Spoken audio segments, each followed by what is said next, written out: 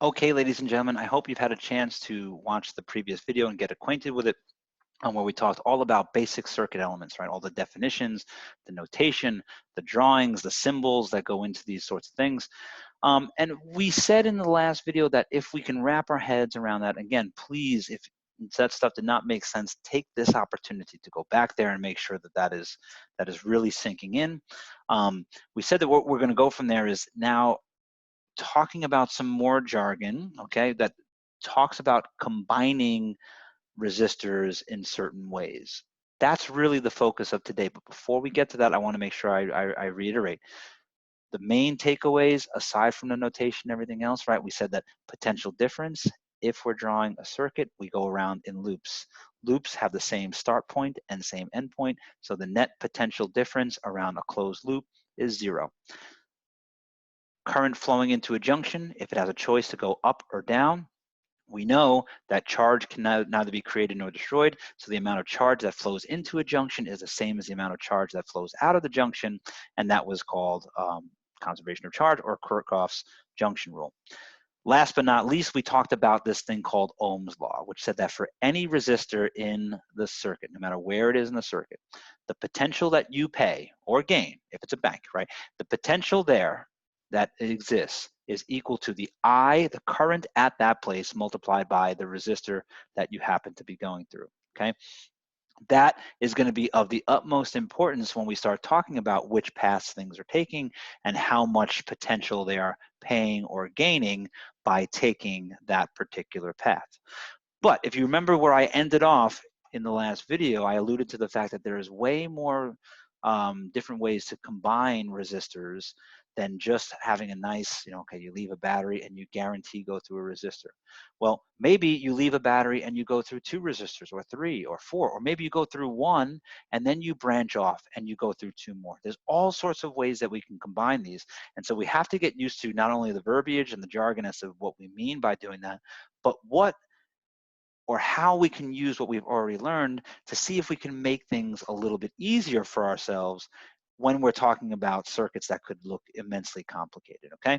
And so today, that is where I want to focus our attention. I want to focus on these other types of combinations of resistors, which we call things in either series or parallel.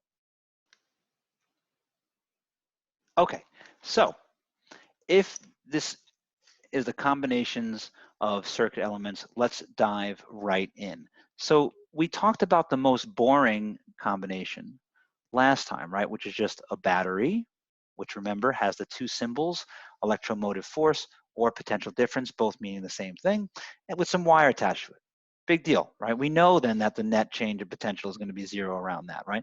But then we said we can make this more interesting by putting something there, a Burger King or a pizzeria, right? Something where you have to pay, right? Some sort of resistor. And what did Ohm's law say? Well, Ohm is the mayor of this town, right? He's the one who sets the rules. He sets the laws. That's why it's called Ohm's law, right? So Ohm's law says that to go to that pizzeria, right, the net potential that you would pay is I times R1. And again, just to drive home the point that electromotive force is the same as potential, this statement would also be true, okay? But remember, we said this has to be true everywhere in the circuit. So it's also true that V total of the circuit is I total of the circuit times R total of the circuit. Oh gosh. Okay? Which for this simple circuit is, yeah, it's the same thing that we just had before, because R total is just R1, V total is just V, and I total is just I. So let's make the case more interesting, right? What if instead of just having the pizzeria, what if I also had a Burger King down here of R2? Okay? Do we then all agree that Mr. Ohm, who sets the laws in this town, would say that the price that you pay at 1 is I1 R1. The price you pay at 2 is I2 R2. That has to be true, again, just like how it was true for the total circuit, it has to be true for each piece along the way, okay? Now, let's see what that means for us if we're the people hanging out in this town, right? So we're hanging out in our town. Again, we're not quarantined, right? So we start from our home and we say, we're gonna go out for a night on the town. We go down the block, oh, and we find a pizzeria. It's in our path. We gotta go through the pizzeria. We gotta pick up some pizza. If we wanna pick up some pizza, we gotta pay some price. But then we keep going, and what do you know? We hit a Burger King. We gotta go through it because it's in our path. We got to pay the price, and finally we get back home and get back to bed and get well rested, and we rejuvenate all the money, all the potential that we had for our next adventure. Okay, so that's what it means, right? And I think it should also make sense that if we were not the only, if I was not the only one doing this, if somebody else was doing it in green here, right? They left their house, right, and they took the same adventure, right? They're forced to do the same thing, right? Namely, we didn't have a choice, right? Because the current didn't split anywhere. That I hope everybody can believe me when I say that I1 here is the same as I2, which is the same as I total, right? The current had nowhere to go but through the pizzeria and then through the Burger King. And since these are friendly places, charge is neither created nor destroyed. So every charge that left had to come back home. And so I1 and I2 is the same as the amount of people that left. Cool. Now, that's the conceptual thing as to what's going on when we go around this circuit. Now, I want to ask a slightly different question. I want to ask the question that, let's say physically, you and I are in the lab trying to build one of these things. Okay, we want to build a circuit. We got our drawer full of batteries. We got our drawer full of resistors. We can make the simple circuit with that one battery and with the resistor R1 and R2. My question then is there some way we could have made that journey a little bit easier for these little electrons? Like instead of having the Burger King and the pizzeria in two separate places and having to make two separate stops, couldn't we have just replaced R1 and R2 with some other R3, let's say, I don't know, right? That has both the Burger King and the pizzeria in it, right? Namely, where you pay the same price to go there, you get the same results, but you only make one stop instead of two. Could we do that, right? So wouldn't that make our life easier if we're opening up our drawer of resistors and we know we want a particular resistance in mind? Instead of taking two and soldering them in, if we just had one that did the same job, wouldn't that make our lives a lot easier? Let's see if we can do that. Okay, that's the impetus, or that's what we want to do in this first exercise. But before we do this, what's the name of this? When two resistors are combined back to back, okay, we call this type of combination a series combination. Look at that. She didn't get that. Siri didn't get that. I said series, Siri, not Siri. A series combination, not a Siri combination. So I don't think that she can help me with that. Okay, now that that's resolved, okay.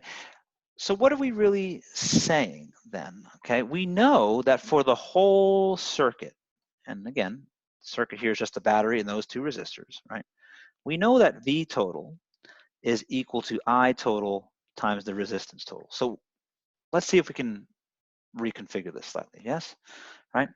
We said that I total is the same I1 and I2. But we also know that the net price that we pay at the end of the day, right, is the net price that we paid at 1 plus the net price that we paid at 2, because we went through both stops, which we then know, according to Mr. Ohm, who sets the rules for this town, right? We already said that V1 was I1 R1. Okay, so I1 R1, I2 R2. But we said that due to conservation of charge, these things were friendly places. I1 was the same as I2, so why not just call it what it is, IT? We see that this is something very interesting happens, namely that as expected, each of these has an I total in common. So let's factor it out.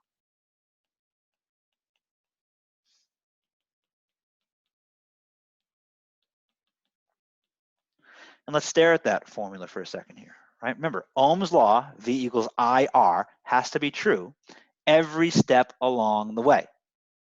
So if that formula has to be true every step along the way, and we're talking about where do we start? That V total is V1 plus V2, but V total, Ohm's law, he sets the laws, every step along the way is I total R total. And this is a T here, my apologies. Right? if we take a look at this side of the equation and this side of the equation, we see an I2 and an I2. This means that we can solve this for RT, and we see that the total resistance then of that system is probably what you expected before we set out on this adventure, but the total resistance is just R1 plus R2. Namely, that when we combine two resistors in series, we could have just as easily replaced it with two smaller resistors. I'm sorry, we could have replaced the resistor R1 and R2 with some other resistor that just had R1 plus R2. So if we're looking in our draw of resistors, let's give some numbers here, right?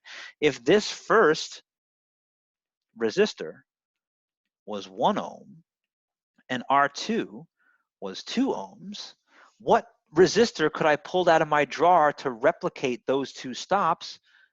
I could have just had a 1 ohm plus a 2 ohm. I could have namely just had a 3 ohm resistor, which would have done the same thing, which really, if we think about it, consolidates this circuit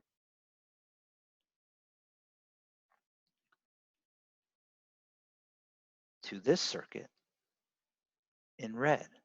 Here's the same net voltage, and here is the total resistance, such that the total resistance now is a one-stop shop RT, which has R1 plus R2 from our original circuit back here. Pretty cool, actually, right? Okay. Now, the story's not going to change if I added a third resistor. I hope you can follow the algebra there, right? We just add another one on, yada, yada, yada. So we see that this law, that series combination, the summary here is that our total in series of any number of resistors is R1 plus R2 plus dot, dot, dot until you stop. That's all we got to do. So we could take a long string of resistors in series and replace them by one total resistor RT, which is R1 plus R2 plus dot, dot, dot, dot, dot. Cool. Is that the only way that we can possibly combine two resistors? Well, probably not, right? So let's check out what these other types of combinations can be. It turns out there's only one other type that we can do. Let's say that we had our starting simple circuit. Here's our voltage, and here's our pizzeria. But let's now say that there wasn't a Burger King at the end of the block like there was. Let's say instead there was another road that instead of going to the pizzeria, we could have went to McDonald's at R2. Okay. Now we get a choice, right? If I'm leaving my house, right? I get here and I say, am I in the mood for pizza tonight, or am I in the mood for McDonald's? If I'm in the mood for pizza, I go down this way. If I'm in the mood for McDonald's, I go down this way. But let's say that I decide, I'm from New York, let's say I want pizza, right? So I go down and I get my pizza. That doesn't necessarily mean that someone else that leaves their house is going to come down and get pizza. Maybe they go to McDonald's. But we know that the rules that we learned about these basic circuits has to be the same no matter what loop that we take. And take a look now. We have 3 loops in reality. The overarching loop, the outer loop, from V to R2, the inner loop from V to R1, and another loop, which it looks like right now, we don't need to discuss, there's no battery, right? That only consists of R1 and R2. We'll get there eventually. But let's just focus on the green path and the purple path, right? We know, again, Mr. Ohm sets the laws for this town. So he sets what the rules are. And what does he say? He says, like always, the total potential is always I total times the total resistance. But he says it's got to be true for each and every business locale, right? So again, just like before, V1 has got to be R1, I1, and V2 has got to be I2, R2. None of that changes if you look over here as to how we did it in the idea of series combination, okay? But again, if we're going to be practical about this, right, if we're thinking about us pulling our batteries and our resistors out of the little jars, I want to ask myself, well, is there another resistor that I could have pulled out that I could have replaced it, right, to draw the analogy as to how we just ended that other problem, right? Where there was just one resistor, R sub T, right? That did the job of you having the choice of going to R1 or R2. Make sense? Let's see how this pans out. What's the main difference between this circuit and the one that we did a minute ago? Well, before, once we started on our path, we didn't have a choice. Everybody that went through the pizzeria went through Burger King. Here, we're saying anybody that goes to the pizzeria is not going to Burger King and vice versa, or McDonald's, whatever I call it. You get the idea. But since we have a choice, and these are friendly restaurants because Mr. Ohm, he runs a very friendly city, right? Then what we do know at the end of the day is that I total is now I1 plus I2, namely the amount that go to the pizzeria plus the amount that go to McDonald's. Whereas in the previous, in series, I1 was the same as I2 because you had to go through the path, which was the same as I total. Here, I total comes in and then it splits. Some go up and some go to the right and some go down, okay? So that's gonna be very interesting for us. Let's see if we can use that property with the fact that we know this and we know this, and we want to see how it compares to the total system. If that's the case, let's solve Ohm's law for 1 and 2 in terms of the current. This right here then becomes I1 is going to be V1, I apologize, is going to be V1 over R1. And by the same token, I2 is going to be V2 over R2. Cool. Now, let's plug that into our conservation of charge, namely that I total, we know, then is I1 plus I2, which now reads V1 over R1 plus V2 over R2. Cool.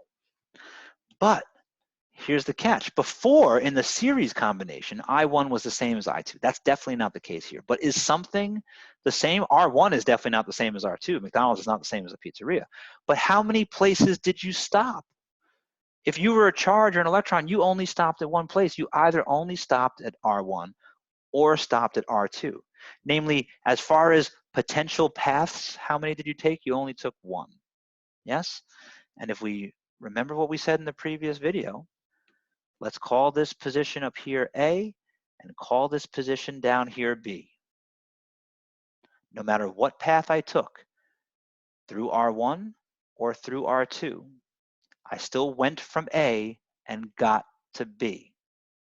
If I went from A and got to B, do we all agree the potential from A to B, no matter how I get there, once again, by the same line of reasoning as the previous video, has got to be the same, which means that V1 here has got to be the same as V2, which again is the same as V total because, well, back when we started, that was the only potential that we actually had, yes? And now we see what happens. This becomes V total over R1 plus V total over R2. Both things on the right have a V total in common. So we get I total is V total over 1 over R1 plus 1 over R2. I'm just going to clean that one up so that I don't confuse anybody.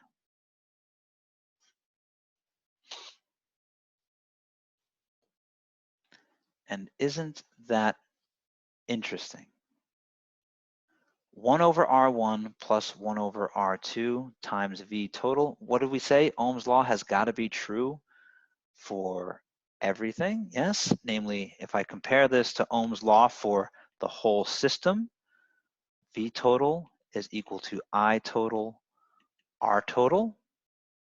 And I solve this for what I already have, which is I total. Do we all see then that I total is V total divided by R total? Another way of saying that is just solve this one right here for V total so that we get it into Ohm's law. V total is I total. I have to, if I'm multiplying that by that whole thing, I have to divide both sides by that whole thing, right?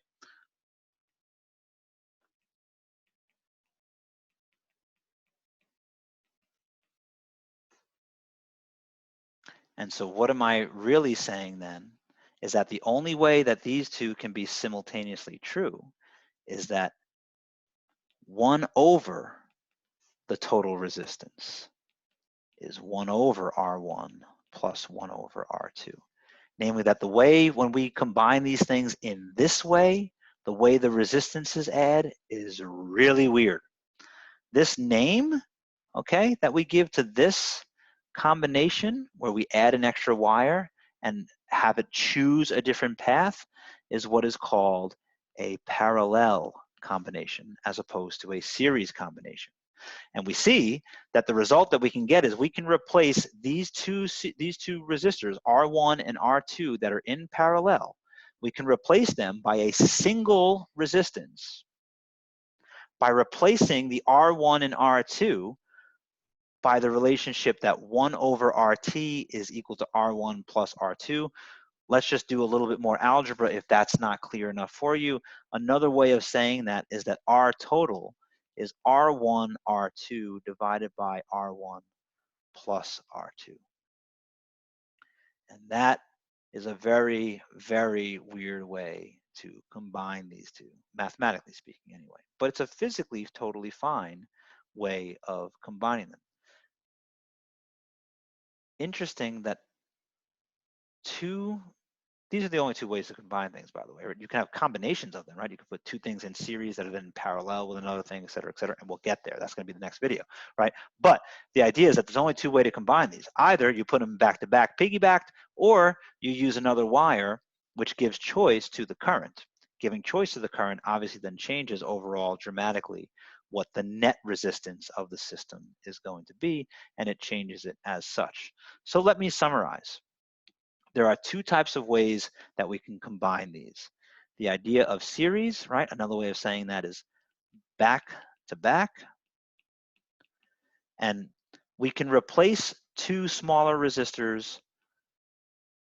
I'm sorry, we can replace two resistors by a singular resistor by just saying, well, the resistor that we should use is just the addition of the two that we were going to use. Or we can have this other combination, right? Which is by adding wire to give a junction, which says that 1 over the total resistance that you could add is 1 over the individual resistances being added. Clearly, a series combination will take resistance and bump it up, whereas parallel will typically wind up bringing the overall net resistance down. And that's the pieces that we're going to focus on next time. Now, in order for us to get there next time, we have to, again, you'll see as we move on that nothing about this is going to be tremendously difficult, but we have to make sure that we understand the difference as to what is a series combination and what is a parallel combination. What is the difference in how we got to the results in red is that in the series, the current had no choice but to go through each one. And so due to conservation of charge, right, I1 had to be the same as I2, which is the same as I total.